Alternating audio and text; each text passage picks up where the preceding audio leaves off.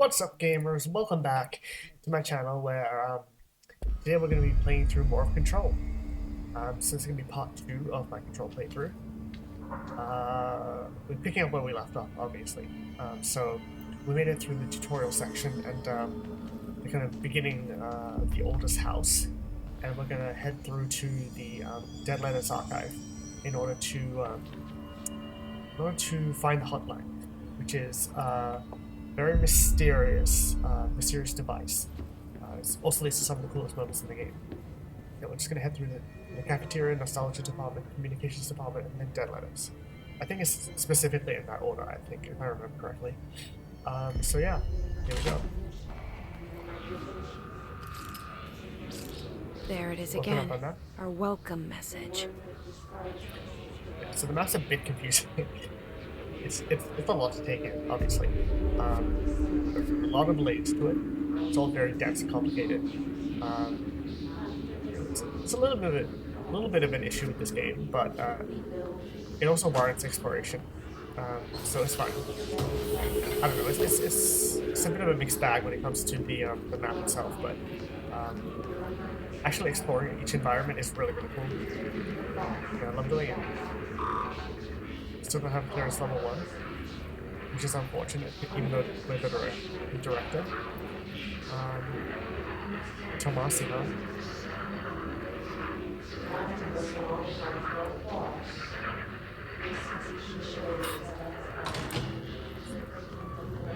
Anyway, we continue through this area. We'll see some bad guys.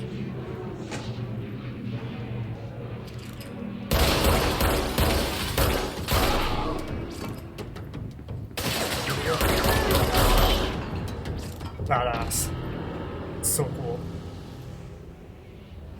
I love how chunky the bullets are in this game, especially compared to Alan Wake. It feels way chunkier, way more intense. And the sound design is phenomenal. Obviously, but still. Worth pointing out, because it's still really fucking impressive. Travel costs. Okay, week 83 report. Summary. Visited the following Nevada accommodations. Desert Sun Inn, Big Sky Motel, Starlight Motel, In and Out, Aztec Court, Sleepy Bear Motel, Silver Spurs Ranch, El Gato Blanco Inn, A Plus Lodge. Expenditures. Just a bunch of stuff. A lot on food. I do wonder if a motel called the Ocean View is going to be found in a landlocked state, but hey, I guess I'm not paid to think, right? And for the record, I again request that you give us the budget to get 2 rooms each night. Agent Rowley and myself are very tired sleeping in the same room. Theo on the road, Agent L. Hines. The boys at research said performing rituals may help identify any places of power. Drinking those little whiskeys is my ritual. Interesting. So yeah, they're trying to find an Ocean View motel, which we'll get to. It's one of my favorite parts of this game. But yeah, they're just trying to find a mysterious motel called the Ocean View, which is interesting. May or may not tie into Alan Wake 2. Okay, here we are. Well, this is interesting.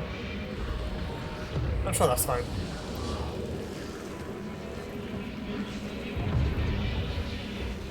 Yeah, I wouldn't worry about this for now. I'm sure that'll be okay. Anyway, gotta pick up this resource from the guy I killed. Also, a lot of blood, man. A lot of blood around here. Man, the pin is screwed. Wait. Ah, never mind. Well, there's gonna be a secret behind that. I'm sure there is at some point. I don't need bloody footprints. That's a shame. Oh well. Okay, here we go. Let's continue forward.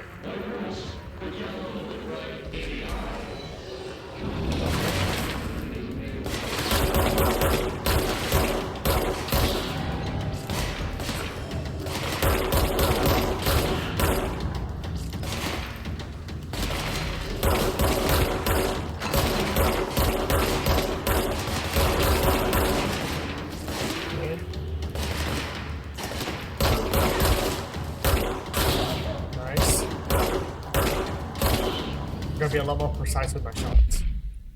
Hiss barrier. Okay. The hiss resonance field is a physical impediment that is difficult to define. Hiss barriers appear as ways to impede escape or access by bureau personnel. Two methods have been discovered by lowering them. Destroy the multiple concentrated Hiss resonance sources found in the vicinity. And number 2, destroy the Hiss entities in the area. The resonance fields seem to require support for their size and density from other non-connected sources of Hiss resonance. Without the ability to draw from these sources, the barrier will fall. Does an inactive structure made of Hiss resonance qualify as a conscious being? Does the distinction make any difference when considering the Hiss?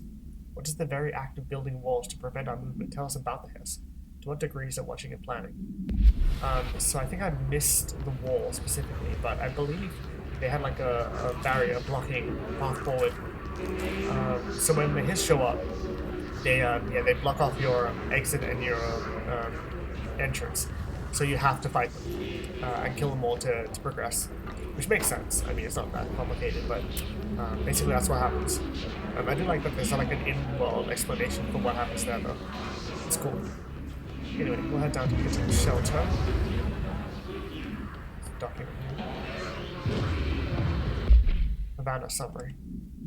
An auditory event occurred at the United States Embassy in Havana, injuring the majority of diplomatic staff stationed there. Redacted deaths were reported, and the outgoing information has been managed. Bureau agents arrived at the embassy on the same day as the event was reported through federal channels, but were too late to witness the AWE, which is reported to have been redacted. Staff experienced sudden intense vibrations and noise, accompanied by an intense pressure in the ears. This lasted for redacted minutes. No visual phenomena was witnessed. The scene was cordoned off, and the embassy staff were transported to the continental U.S. After Formula I.9 was recited in the vicinity, a single cowboy boot began to vibrate, identifying it as an altered item. The item was contained and brought to the Bureau for examination. See case file for details. So yeah, that kind of ties into the inspiration for this game, which is partly inspired by, or significantly inspired by, the SCP Foundation. Okay, so this is an area that we can't quite explore just yet. As you can see, if we try to enter there, we'll get hurt. So, because I believe there's like mold in there, there's like fungal infection in there.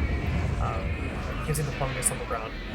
So we'll just avoid that for now, because I don't want to die. It'll be a while before we can access those kinds of areas. So yeah, this game definitely warrants a lot of like backtracking and exploring around to get extra resources and things. It's a tricky situation, but I think it's cool. It's hard to remember exactly where you've been though. Like that's legitimately kind of hard to remember. Here we go. Unstable area notice.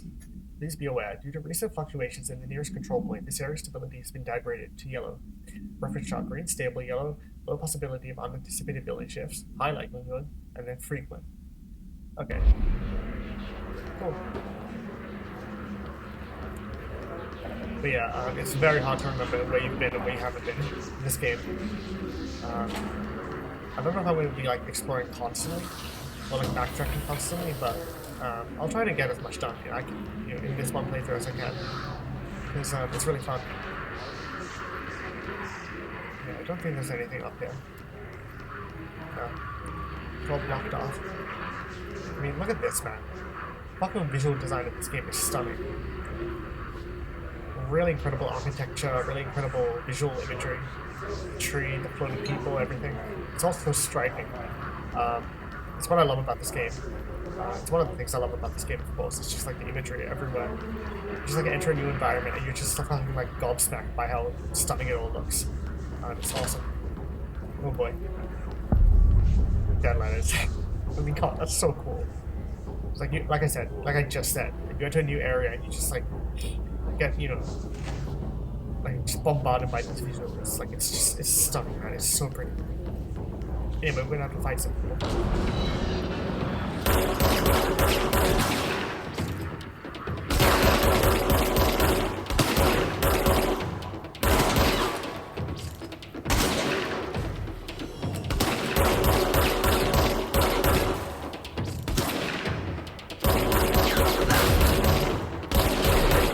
Yeah, that guy had his shield around him.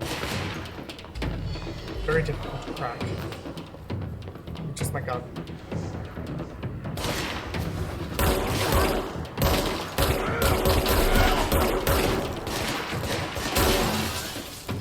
Jesus. Come on. Climb up the stairs.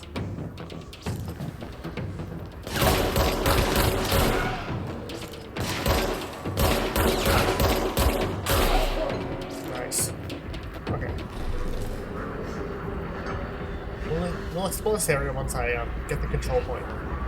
Because right now it's kind of difficult. There are a lot of enemies. Oh boy, here we go.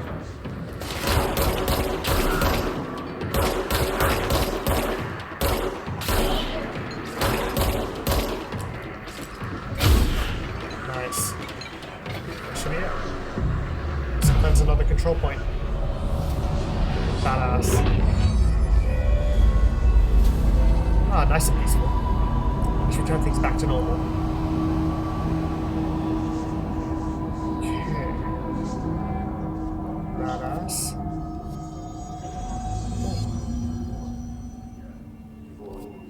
Okay, so we made our way through Central Executive and Cafeteria specifically, I mean. And then now we're in the Dead Letters Archive. So yeah, you see like the red marker at the top. That's where we are. Okay, let's get some new stuff going. Weapon mods. Damage after kills 25%. Oof, that's really good though. I might do that, yeah. Might as well switch things out. Don't worry about those. Okay. Cool, let's continue. So before we move on, I'm just going to explore. Just so I can, you know, get all the resources and that sort of thing. Instead of just kind of like rushing through everything. Yep, there we go. There's always something to read. Machine God. I had a dream and I built the thing I saw in my dream. A machine that will contain God, but not the God you know or the ones anyone knows. The new God. This machine will be his body, his heart, and his mind. I made it just like the dream showed me. I used the motor from the refrigerator and the cores from my toaster and the fans, plus the timing belt from my car's engine and the wheels from my son's skateboard. God can't move yet, but the dream said he would learn how on his own. This is just a beginner's body, like a baby's but a machine instead. God only needs a place to start. If you want to interview me, please contact me at the address on the envelope. My phone does not work anymore. I had to use the dialing plate on God. Interesting. Very interesting. Definitely normal. Okay, I'm gonna explore the ground level first. That all leads upwards. Okay. Oh, I can't see anything over here. Singing fish. Mr. Governor. I called the police, but they never come to my house. I got a problem, and you gotta send folk to fix it. I got my wife one of them singing fish on the wall. Not a real fish. It stings when you hit butt. It's got the devil in it. It flies around at night and sings devil songs. There's lots of cuss words.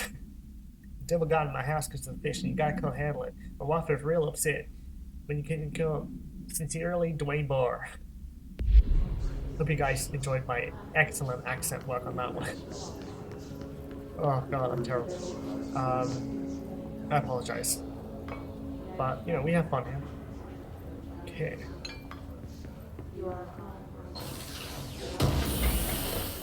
It's kind of calming, I guess, listening to the background audio of everyone talking.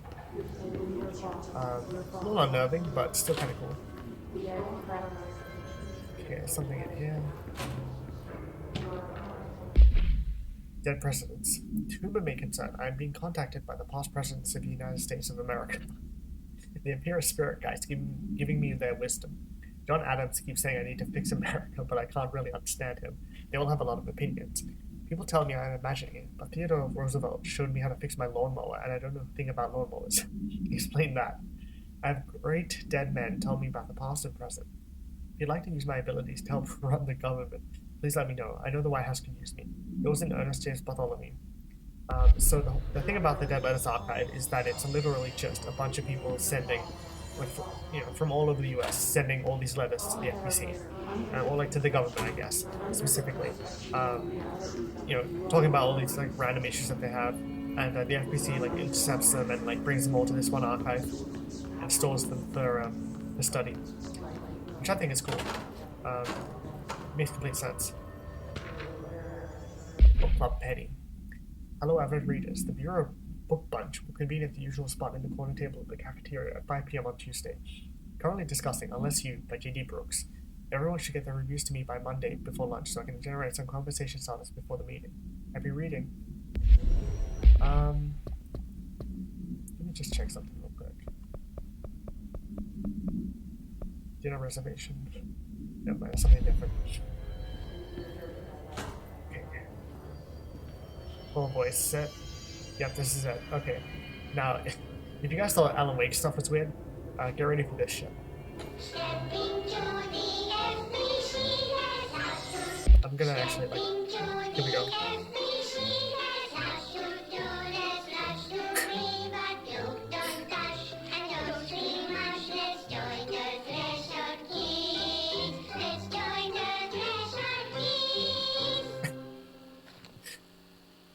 You guys are in for a treat with this one.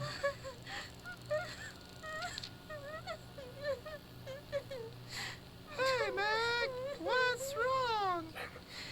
My mom's dead. Oh no. I shouldn't I'm get so laughing. sorry, Meg. What happened? I don't know. They blacked it out. It's like the director says. Confidential and children both start with C. The director's a puppet. Dirty, rotten, fart person. Dad says my mama went missing in actions.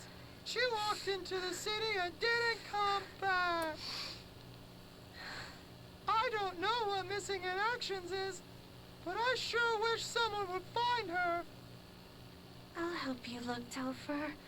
We'll find your mama together. What?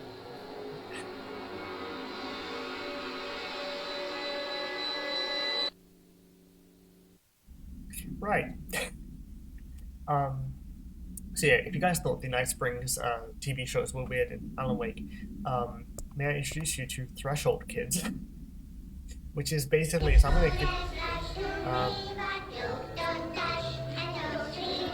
so I'm just gonna explain what that is. So Threshold Kids is basically an in-universe kind of TV show created by the FBC to educate people on paranatural phenomena and that sort of thing. It's fucking insane, and I genuinely cannot understand how anyone would watch those things and be like, yeah, that's fine, this is normal.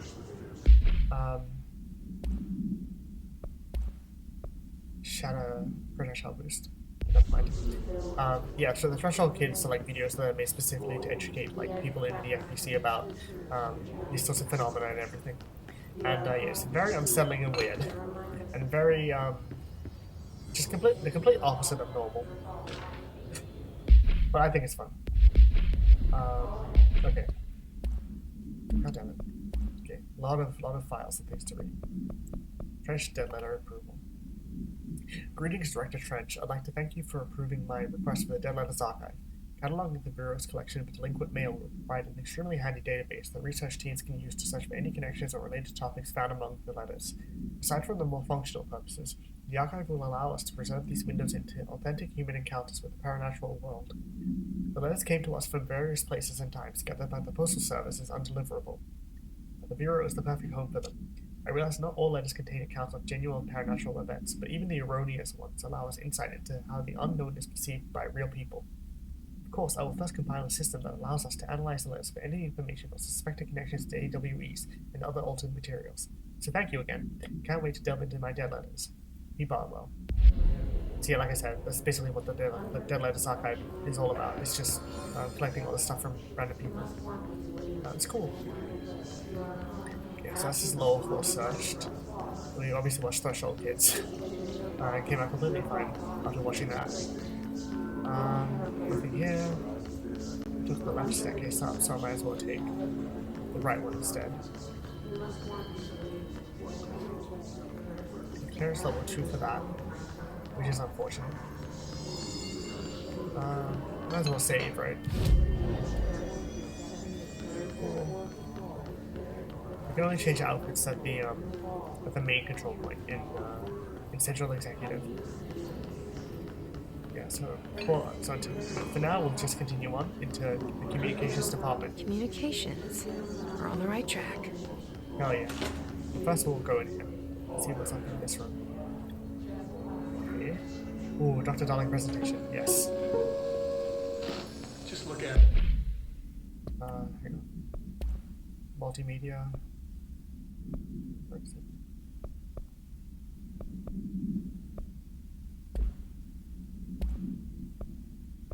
Floppy disk? Okay, this is it, yeah. Just look at it. 8 inches wide and capable of There he storing is, a Matthew Peretta. whopping 80 Handsome man. kilobytes. Stolen by our friends at the CIA, the disk held the launch codes to Soviet nukes.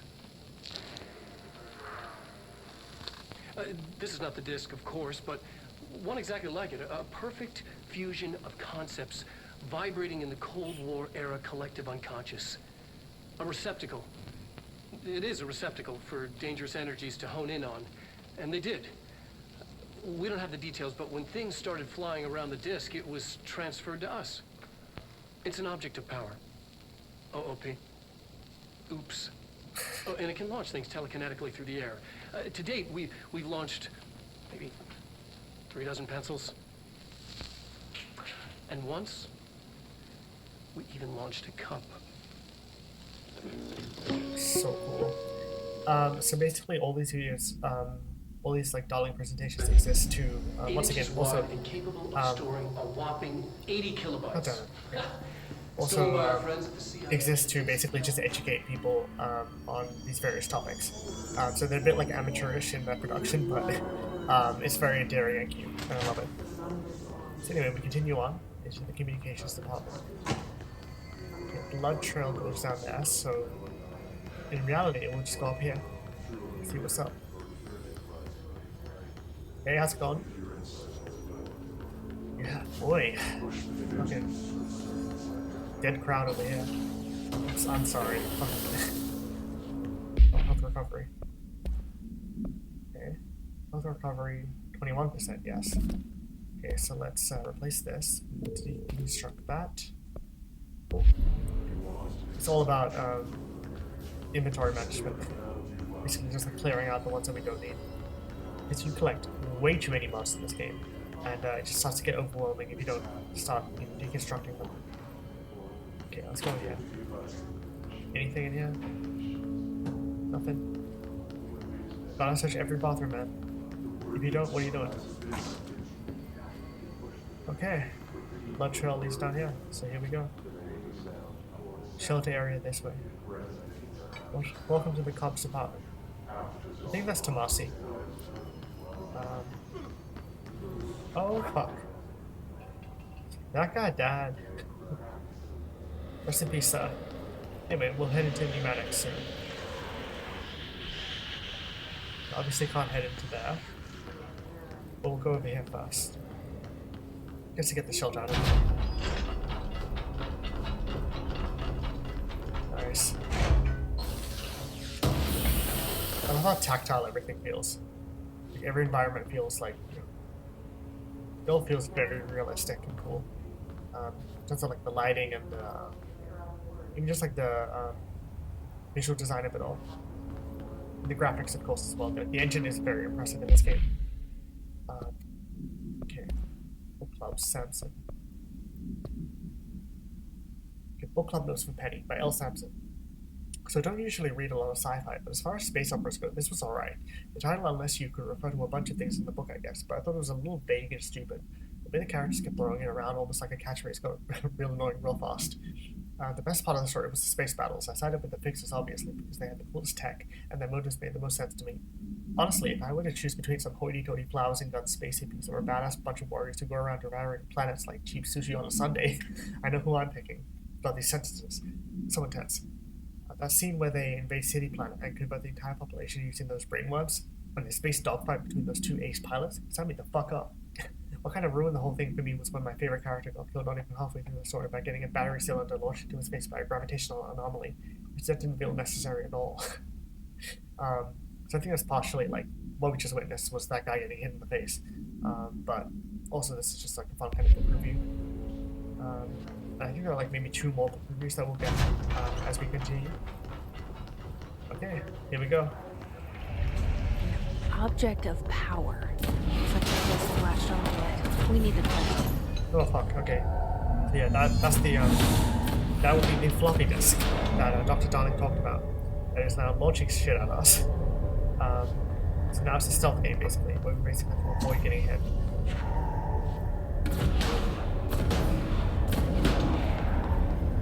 Okay, there's a room here, which is nice. Yeah, so there's been like the crouching tutorial essentially. Still trying to hit me. Not trying to hit me, hit me. Personal mods. Ooh, 23%, yes. Yeah, let's deconstruct that.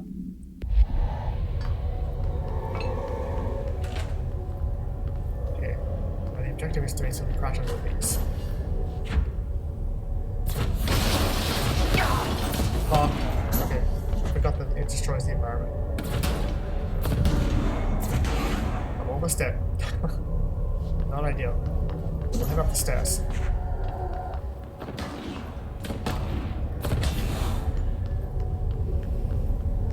Okay. Gotta cross that bridge when we get to it.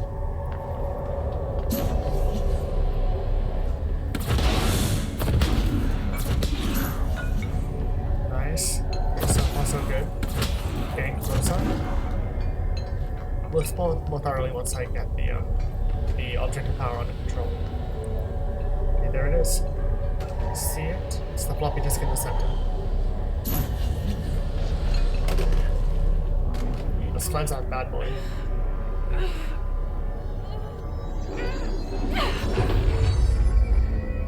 Drink of water real quick.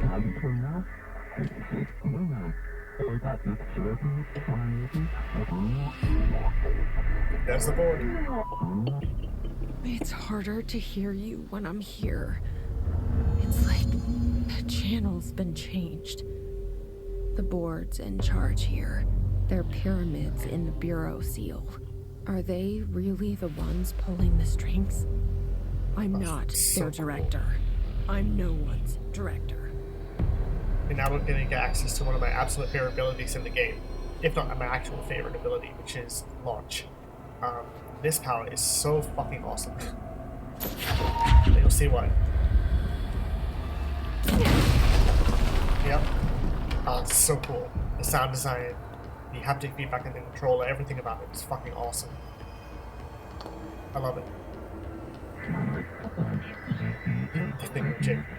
I love the way that the board talks specifically, where they have like completely like alternate versions of each concept, and they say them all at the same time. It's I don't know. I just like how Remedy writes their games. Cool. Now this is where energy comes into play. So the white bar at the top that you saw was the energy bar. So yeah, launching obviously costs a ton of energy, but there are ways to upgrade it and to like mitigate the amount it takes.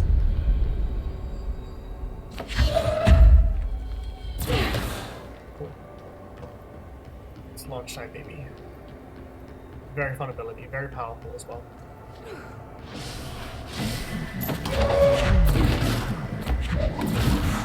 Oh, it's so cool.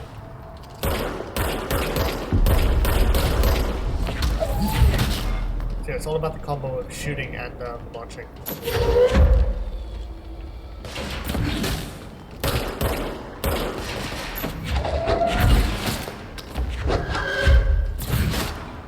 So badass. These astral plane, or astral plane constructs. So the hiss is burrowing into wherever the board is.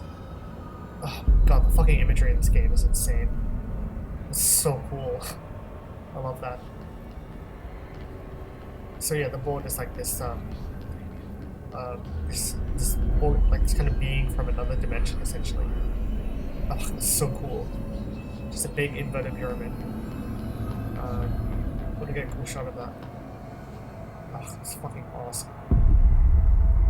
Badass. Cool.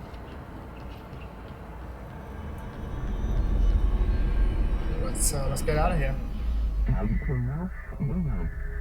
think this is now bound / delivered. Oh, it's so cool. Yeah, so this is trying to get to You were gone. the board. Cut off. Okay, first book collectible case file. unread floppy disk. Here we go. Must be contained in a cell with no other loose material. The object is an 8-inch diskette containing Soviet-era nuclear launch codes. When bound, the object allows para-utilitarians to telekinetically lift material and throw it a short distance. Now, we obviously saw the presentation about it. The object is currently bound to Redacted for research purposes. Stolen from a Soviet military base located in Redacted by agents Redacted and Redacted in the CIA. The diskette contained launch codes to Redacted missiles, I'm assuming nuclear missiles, believed to be reserved for use against Redacted. After being returned to America, the diskette began throwing computational hardware at the members of the decoding team. An informant in the CIA tipped the bureau off, and it was requisitioned by agents the next day. So yeah, this game is very heavily inspired by the SCP Foundation. If you don't know what that is, it's basically like a collection, like an online kind of community that's made all these different like stories and like creatures and monsters and all sorts of stuff that exist in this universe. That like all based on like just everyday things. Like it's like a gigantic moray eel that's like the size of like a continent, essentially, like a small island. It's like terrifying to look at. That's like one SCP. But they're like, you know, objects or like creatures or monsters or dimensions or whatever that are very supernatural or paranatural. So this game is obviously very inspired by SCP. And like the idea of like collecting all these objects and like a specific foundation or bureau essentially kind of containing and trying to hold all these different objects and things and kind of struggling to. I got it. Just like you wanted, right? This will help me fight the hiss. Yep. Okay, let's do this.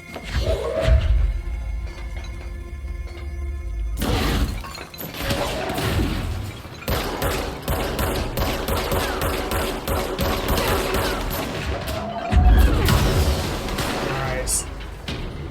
This is what I'm talking about. That was fucking awesome. Oh boy. Okay, these guys are full on.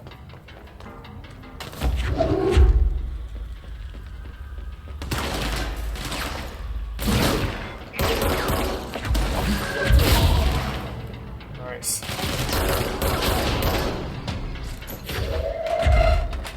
And come on. Okay, block up launcher guy. Nice. Okay.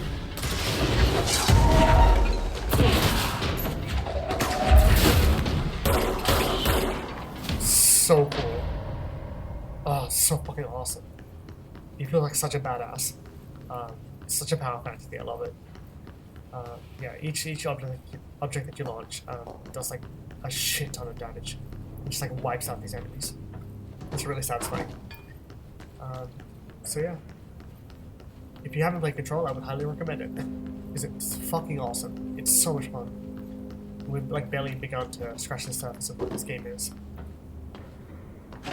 Just absolutely fantastic stuff. Okay. So I think I got mostly everything in here. I might have missed some things here or there, and obviously there are these locked doors.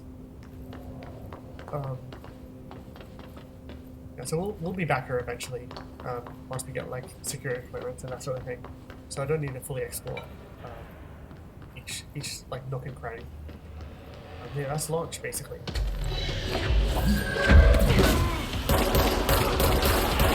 And obviously that's how we take down like the much tougher enemies. Okay. So now we can change out these things.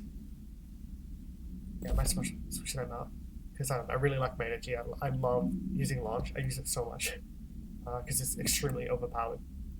You can just like fuck up enemies with it. On her way to the hotline, Jessie gains the launch ability by binding the floppy disk, another object of power. Cool. Research and records. Case demolition expert. The Bureau only allows certain highly trained individuals to handle volatile materials and weaponry. Our demolition experts are instructed in the use of explosives in dimensions with distinct physical laws, making them important assets for engineering work as well as combat situations.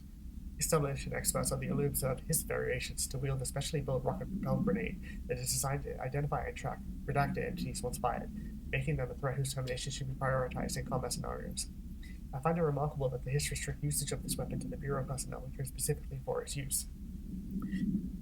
What does this tell us about its behavior? Can it not pass along new information to corrupted entities? Still too many unknowns. yeah, the grenades are very fucking difficult. But we do get an upgrade eventually that allows us to like just hold them in like fuck's sake, hold them in midair and basically like launch them back at enemies, which is really fucking fun. It feels amazing. So yeah, the Rangers are the Bureau's well-trained and well-armed expeditionary forces. His corrupted counterparts are equally formidable. Prior to corruption, Rangers were trained to use a variety of weapons in order to face any threat found during AWE response or threshold exploration, including submachine guns, assault rifles, and automatic shotguns. His Rangers utilize these weapons as well as the advanced tactics taught by Bureau instructors. Some are additionally outfitted with Bureau-made body armor. His Rangers have no observed paranatural abilities beyond some being protected by a shielding of dense His resonance, capable of stopping bullets. Considering the advanced training that His Rangers are capable of applying to their situation, is it feasible to consider the human mind still remains intact to some degree, or is the His able to tap into this combat training and utilize it? Further observation is required. Yeah. So I love how they kind of flesh out each single kind of His soldier essentially. Emily said that the hotline can be reached through the mailroom.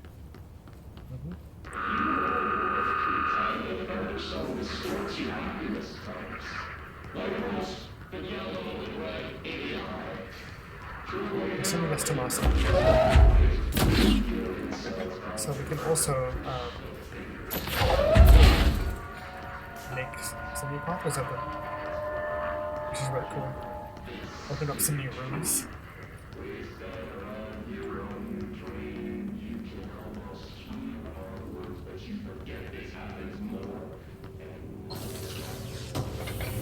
It almost becomes like white noise when you're listening to their incantation or their chanting. It's cool.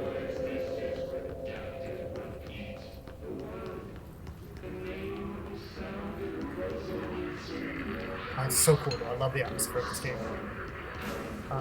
Okay, so that's basically that. Check the map. So yeah, we made our way through dead letters, communications, and now we're heading towards the hotline.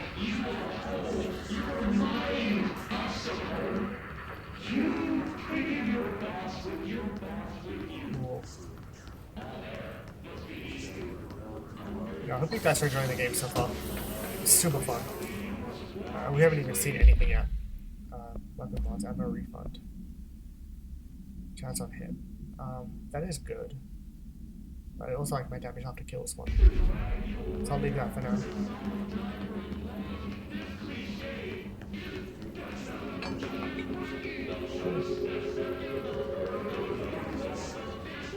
Something there. Okay, Tomasi, Miller AWE outcome. National news sites have begun publishing the story of the polar bear attack on the Alaskan town. You all know that I don't like to boast, but claiming that the family was killed by migrating polar bears just because their ecosystem is being ruined by global warming was a stroke of genius. Using current ecological concerns makes the public much less likely to redact it. So another AWE behind us and the public is none the wiser. Well done, everyone.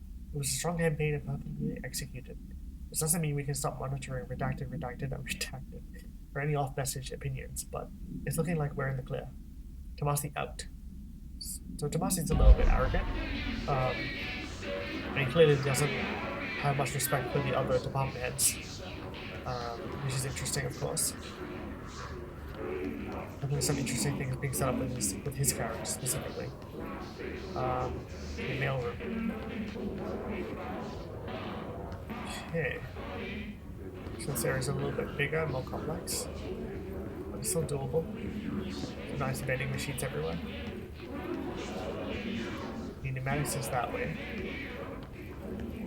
Which means we're going to explore around for a bit before we enter that area.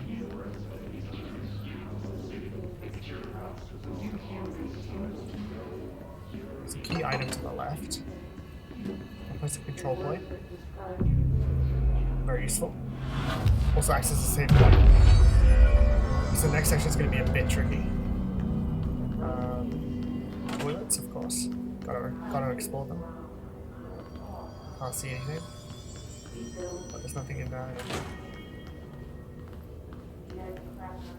Oh boy. Very dark. Okay. So we've done that. Let's explore the upper floor and then we'll head back down.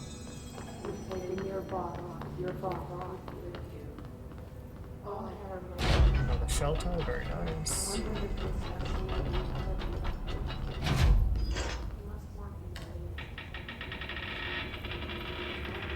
Okay, interesting.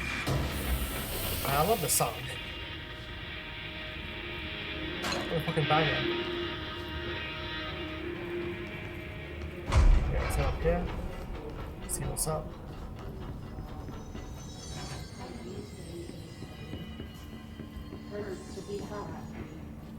Okay, there's something there. Ooh, fuck yeah. America Overnight. You're listening to America Overnight, mystifying the airwaves for more than Love a good radio 29 show. years. Just like an Alan Wake. Thank you for staying up with us. Ghosts. We've had many callers over the years tell us of hauntings, voices, and other phantasmagorical phenomena. Today, friend of the show, Dr. Quincy Reagan, tells his story. Quincy. Thanks. This is something I experienced recently while staying at the Chili Pines Motel in Macon for last year's SuspiciaCon. I was in room 47. The night manager, an avid listener of the program, insisted I take this particular room. Now, the manager explained that years back, the body of a man was discovered under the bed, inside that wooden border that motel beds tend to have. And the body had been there a week, he said. Guests had stayed there, sleeping with the corpse a foot below him. They only found the body when housekeepers complained about the smell. Hauntings have been reported in room 47 ever since. Spooky. I happily took the room. I fell asleep pretty quick, checking under the bed first, of course. No ghosts visited me, no chilly spots or flickering lights. But when I woke up, I found myself under the bed. It was dark and stiflingly hot. Luckily, I was able to push the mattress off and crawl out before I suffocated. The night manager was kind enough to find me another room. There you have Very it, listeners. spooky. What we call ghosts take many forms. Quincy was brave enough to tell his story, and I encourage you to keep calling and writing whenever you encounter something strange, something you can't explain. Maybe you're seeing colors that we have no name for. Maybe your toaster is possessed. Remember, dear listeners, when no one else believes you, we do. America Overnight, we'll be right back. It's got nice Springs vibes, which is cool. You're listening to America. Let's turn that off. Yeah, very nice. I love the tales that they come up with for these kinds of storylines. It's cool. There's level 1. Fuck yeah. Finally have clearance level 1. Very useful. Basically means we can go back and explore other areas, but I don't want to just yet. Okay, not yet.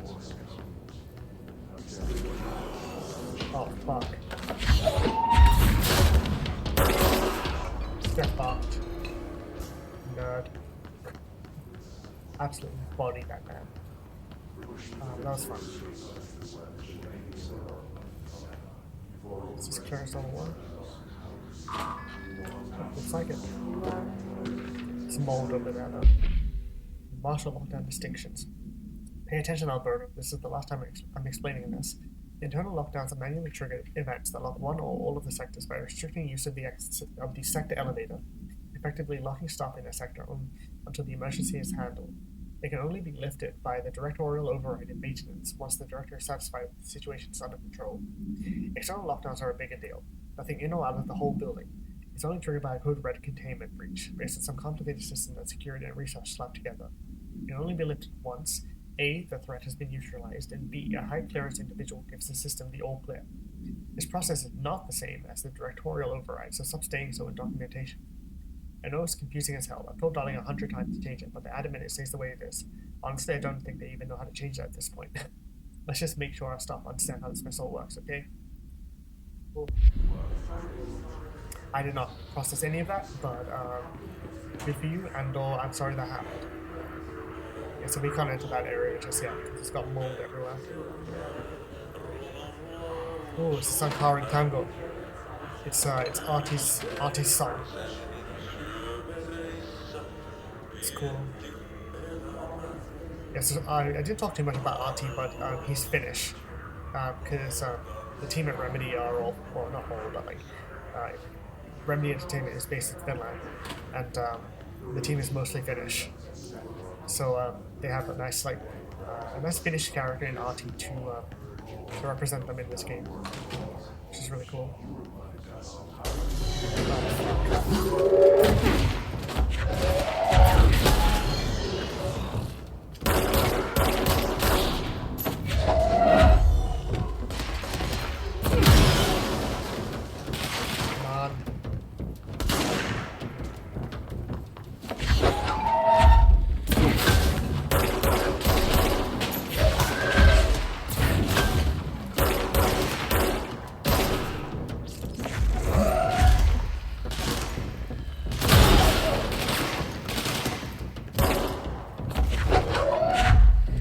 Show your face.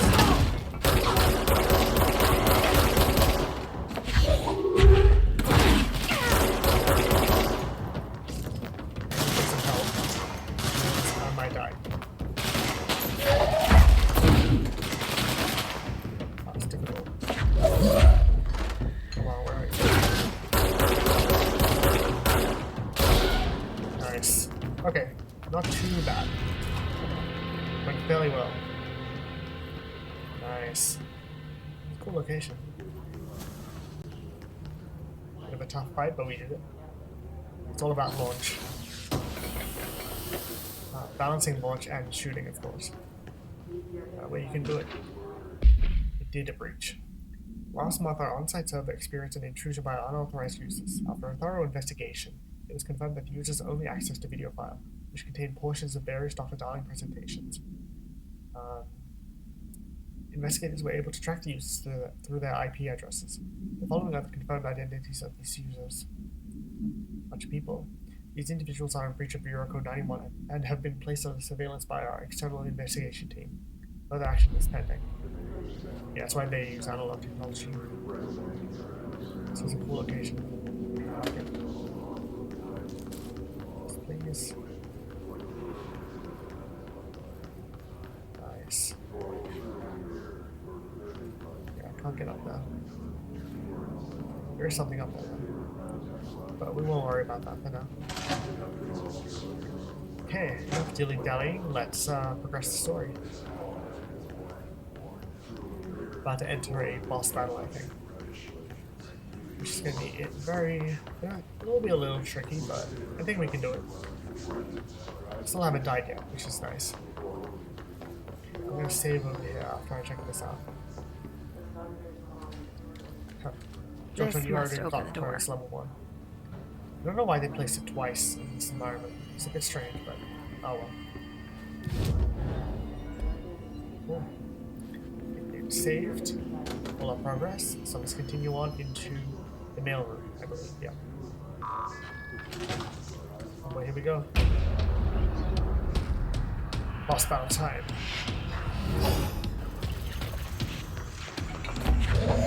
Why now?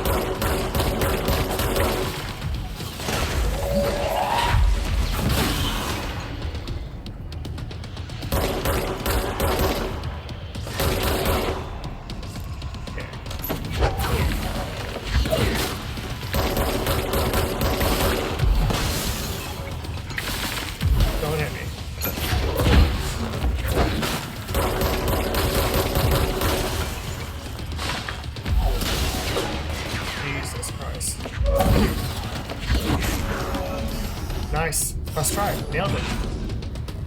Fuck yeah. Awesome. Very happy with how that went. I have a feeling he'll be back. Oh yeah, he will. Let's stay that fight's- focused. The hotline should be past the mailroom. That fight is normally quite tough because the thing about Tomasi is that he like if you try to launch objects at him, you'll see it. You probably have seen it in that fight. If you launch objects at him, he dodges out of the way at the last second. So the trick with that fight is to basically like not just like hold the launch button down for like more than a second. Because if you do like a quick launch, you can quick launch objects by like tapping it essentially, or like holding it down for like half a second. And then, so yeah, basically like hold it down for half a second and then like launch an object as quickly as possible, and he does get hit. So I did that a few times during that fight, and it's how you kind of wear down his health. It's a bit tricky to pull off, and you can easily mess it up like I did during that fight. But if you can get a couple hits off, it's really satisfying. Not to mention the fact that like you'll get plenty of practice as you play through the game because there are a ton of floating enemies. Which we haven't seen yet, but once we do, I'll showcase that ability, the quick launch, a lot more with those fights. I don't think there's anything down here. Not really seeing much. So yeah, it's all about the quick launch. I stand corrected. There was something. Tea time. Hey Malcolm, yes, tea time is at 7. I'll see you at the course on Sunday morning. By the way, have you heard about this Tennyson report? Apparently there's a bunch of copies drifting around the office. Trench is looking to get his hands on any information about who wrote it. You wouldn't happen to have heard anything about that, would you? See you Sunday, Jim. Very, very cool. I definitely have played golf. I'm definitely a golf head. I know everything about golf. Okay, let's head up. We're almost at the hotline. Yeah, that Tomasi fight can be very tough because you have the enemies flanking you on either side as well as him like launching objects at you really quickly. So it's a bit tricky, but it's very fun once you know the secret to it. I'm kind of like beast moding my way through this game right now, but I'm sure I'll have trouble eventually. Open up a shortcut, nice. Okay, nothing so far. Continue on. I mean, like, look at these environments, man. Like, it's so cool. Just take a second to appreciate this. Very nice. I can definitely tell this is an old-fashioned mailroom with all the pneumatic tubes everywhere, sending letters back and forth between departments and everything. I don't know, I think it's cool. Okay. Not much here.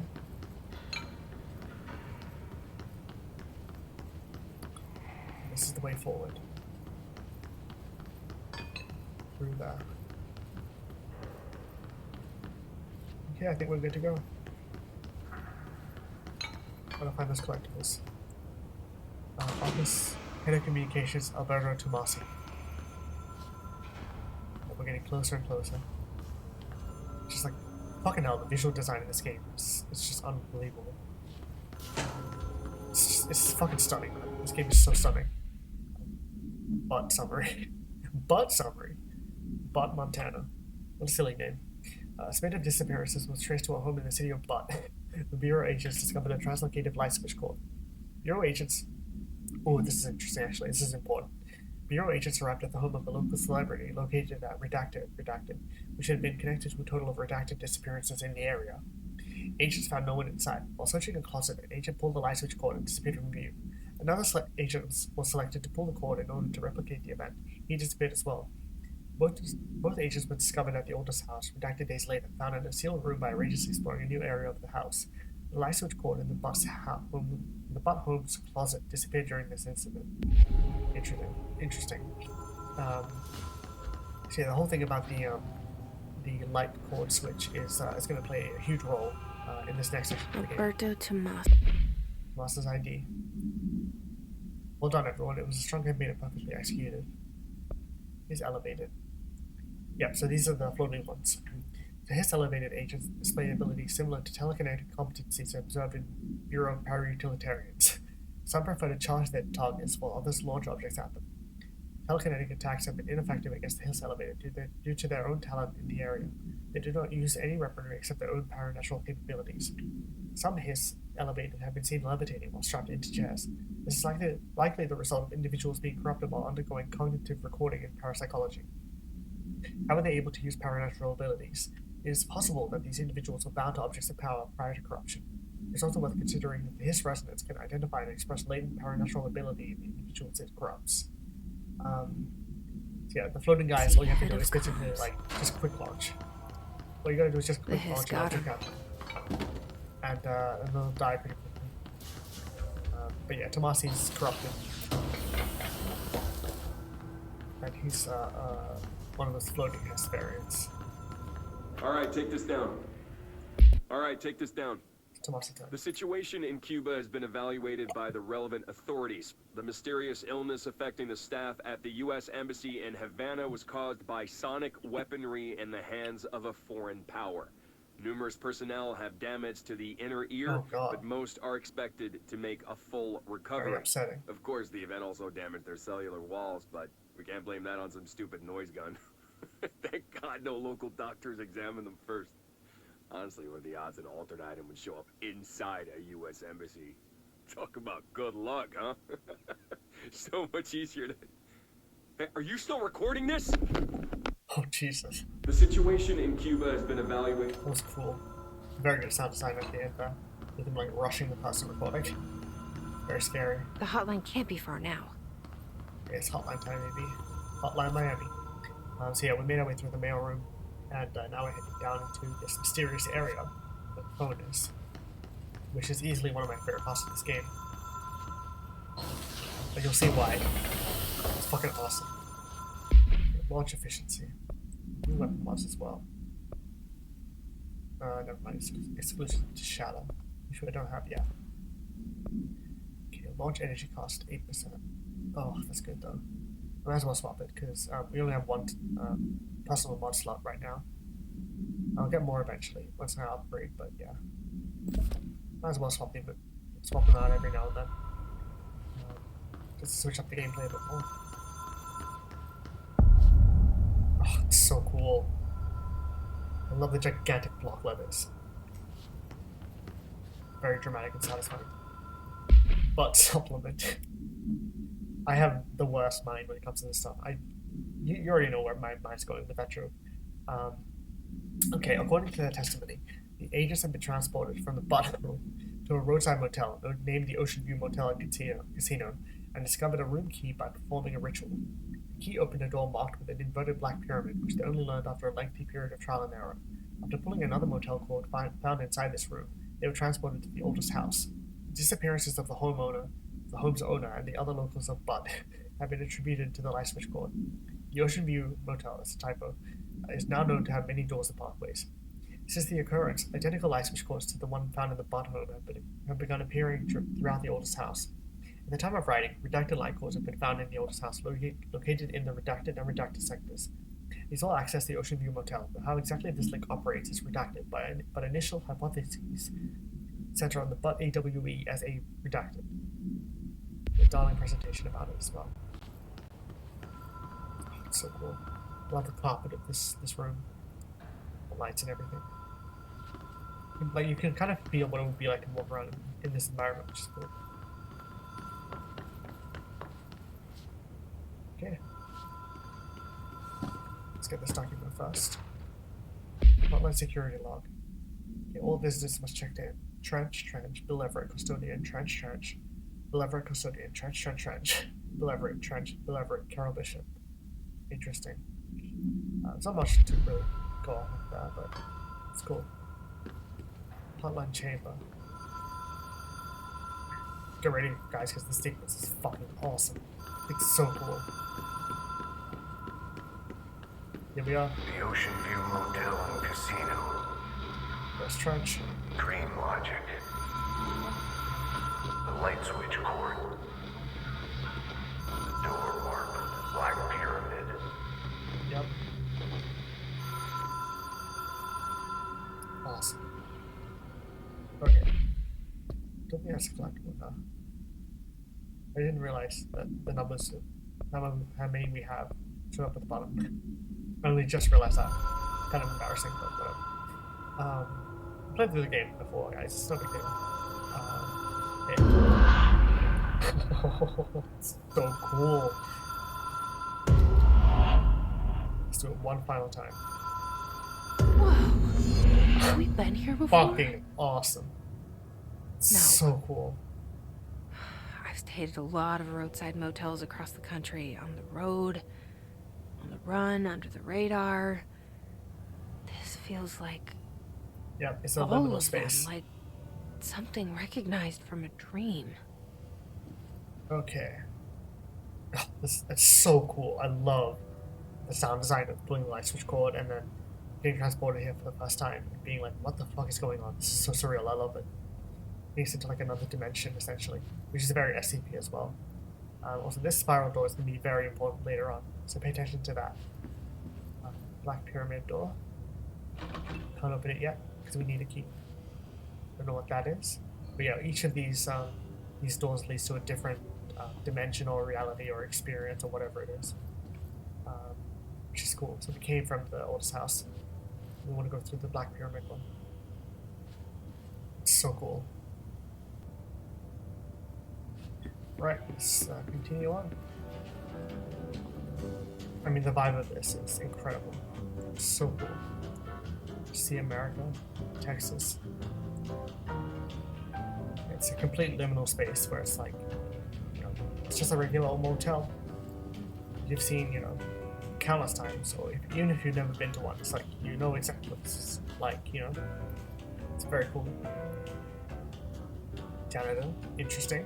Very interesting.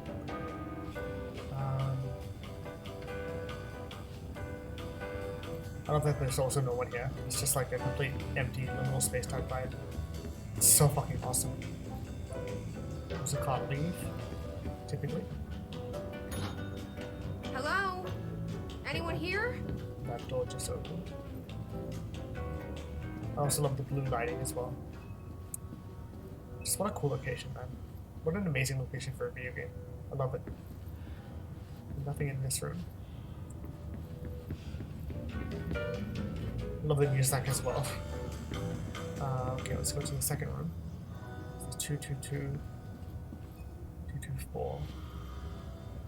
Anything? Nothing? Oh well, let's try door number 3. Very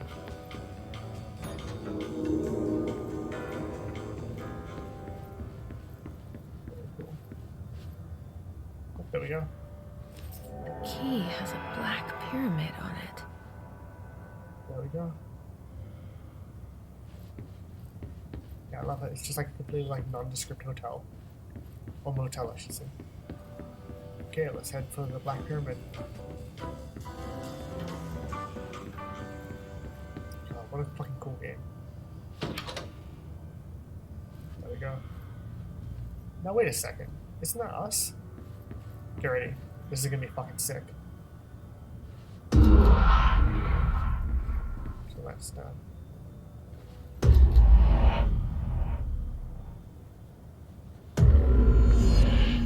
So cool. And now we have a path to the phone. So sick. I love that the painting also foreshadowed us showing up here. Let's pick up that phone.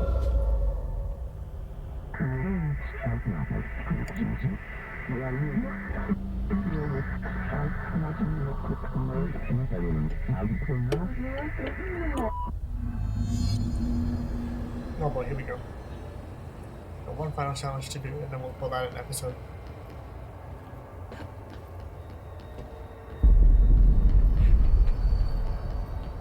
Oh boy. Now these things are a pain in my ass. These astral spikes. That's what they're called. Very difficult to deal with.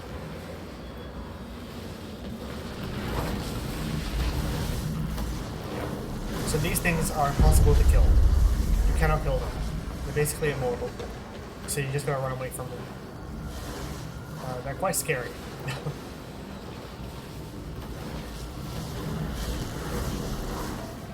Oh boy. Yeah, you can't do anything to them. Can't launch anything at them or shoot them or anything. I mean, I can try, I guess, but... I think shooting them maybe like diminishes them for a second, but you can't kill them permanently. which is unfortunate, but it makes sense. Okay. Extra-dimensional entities, huh? Well-timed dial director. We expect compulsive weekly calls. Sure, buddy.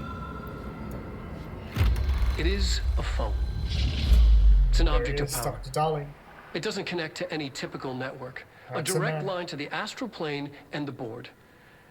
And my hypothesis is, under the right conditions, to other planes of existence as well. Interesting.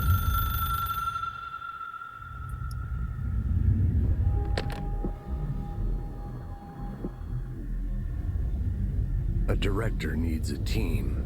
My management team. These people know the secrets of the Bureau as well as I do. Some even better. Darling, Tomasi, Salvador, Marshall. Marshall especially, my head of operations. She sees right through me. She knows I don't like relying on people. The only person you should fail is yourself. But things change when you become director. How intriguing.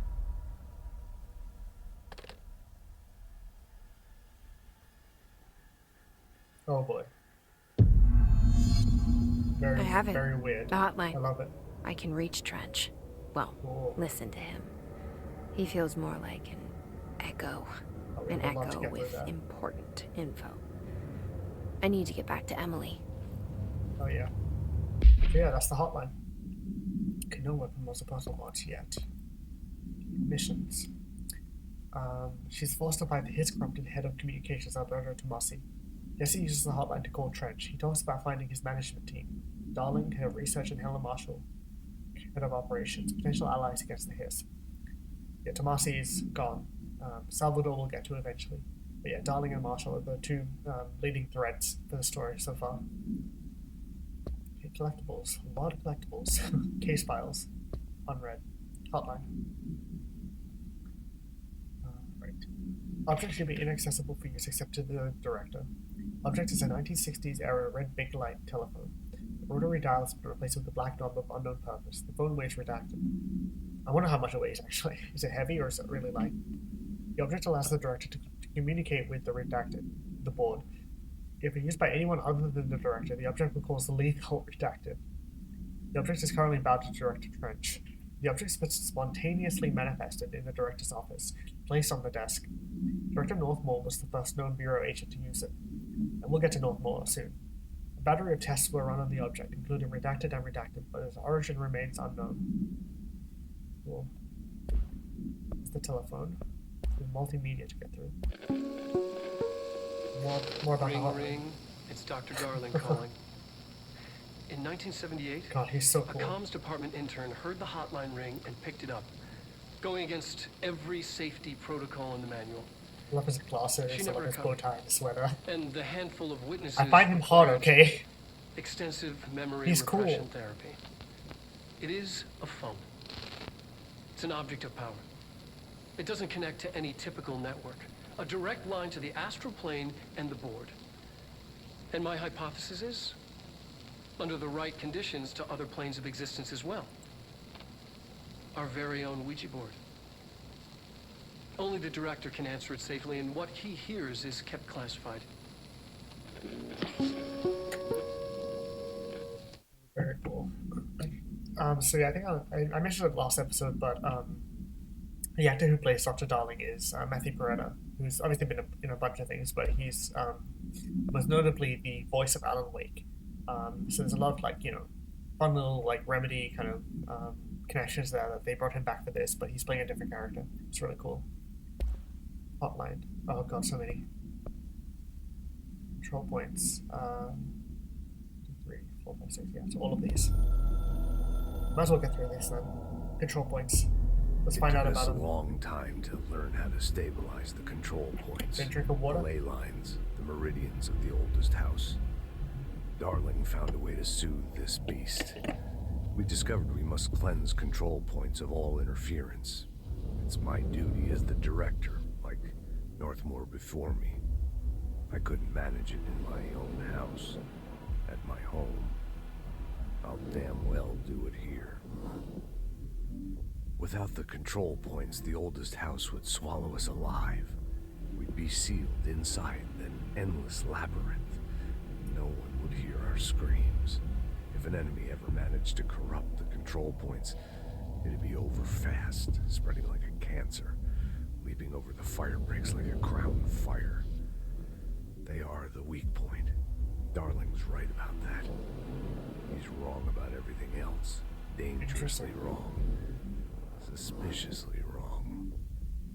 Has he been compromised? There's some conflict between the teams. I like that though.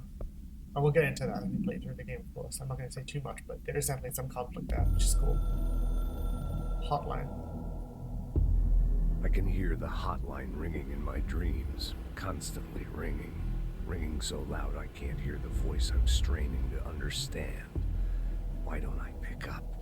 It's a secure line of communication with the board. They would tell me what I need to know. Do I fear their answers? Would they have warned me of this threat? I didn't see it coming. A traitor in our midst. A conspiracy plotted right behind me. I can't trust anyone. I must assume all my intel has been manipulated. The hotline is the only channel I can trust. Bind it, control it. The rule and the ritual with objects of power. It can't be tampered with. The lifeline to the astral plane and the board. I must seek guidance. Soon. I'll rest first. I'm so tired. Always tired now. He's just a sleepy little guy. I must reach the hotline. Just a little EP guy. I think I'm under attack. An attack of dementia, exhaustion. It's a rain cloud making me forget. The hotline. I must reach the hotline. Interesting. See, I love how they use live action footage as well as, like, you know, gameplay stuff. But yeah, in this, it's I believe he's the voice actor for Max Payne, which is also a Remedy game and a Remedy kind of series or franchise. So they have the same actor playing him, or playing Northmore in this, or not Northmore, Trench in this, and he's also going to be in Alan Wake 2, playing a different character. But we'll get to that when we get to it. I'm not going to say too much about which character he's playing in that game. A director needs a team. My management team. These people know the secrets of the Bureau as well as I do. Some even better. They have proven themselves. Darling, Tomasi, Salvador, Marshall. Marshall especially, my head of operations. Shout out Marshall. She sees the real right one. through me. She knows I don't like relying on people. The only person you should fail is yourself. So I followed my own orders. Northmore hated my guts for that. But things change when you become director. You suddenly see this dark void for the horror show it truly is, filled with screaming fear we pretend to control. Sand leaks through my fingers. The roses I pruned in the garden back when I still had a family, all dead. Heat escapes my body. My thoughts are scattered. The universe keeps expanding, and I can't keep up with it alone. When I forget that, things go wrong. And my team has to pick up the pieces. Damage control. To help me get out of my mess. Yeah. Something tells me might have been enough more than he could chew with his situation. We'll tell time. The Ocean View Motel and Casino is a familiar friend to me. I stayed in countless motels like it while investigating AWEs across the country, back in my field agent days. Those roadside motels all bleed together like a dream. I'm telling you, it's a liminal space. Not the same. Anywhere and nowhere. The Ocean View operates on dream logic, and the light switch cord leaks out to be found in the most unexpected places. And and sometimes successfully encouraged to appear and act as a convenient lock to keep out those not trained in dreamscape navigation. Even Bureau veterans can only find one key in the motel. The key that opens the door marked with the inverted black pyramid.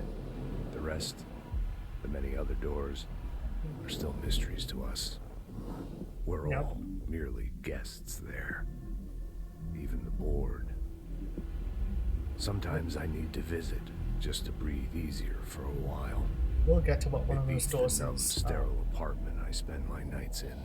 Pretty Insulated from everything but myself. I guess that's where the whiskey comes in. Yeah, we'll get to what one of those doors is eventually. It's really cool. Something's coming. The whispers growing louder. The worst winter storm in Bureau history. Retribution for my sins. Our sins. So moody. This threat could destroy the Bureau. Everything I've built. Destroy me. A web spun, turning this place against me. I catch glimpses of it in the corner of my eye. It's just out of reach. Elusive. It's clever. A perverse game of hide and seek. Is this part of an attack? Obfuscating the facts. Dimming my eyes. It's hard to tell. I need answers. I haven't heard back from Darling. I fear for my friend, my closest ally. Just a pair of besties. We made a terrible mistake all those years ago. That thing he studies is putting us all in danger. It's my duty as director to keep the Bureau safe. It'll be difficult. What's done can't be undone. There's no easy fix. Magical thinking is a requirement for survival. Pain and suffering are mandatory. To change things, you have to break yourself. I don't know if I have the strength. I'm old and weak. I'm afraid. Oh, Trent. I can see my hands trembling. I'm losing control.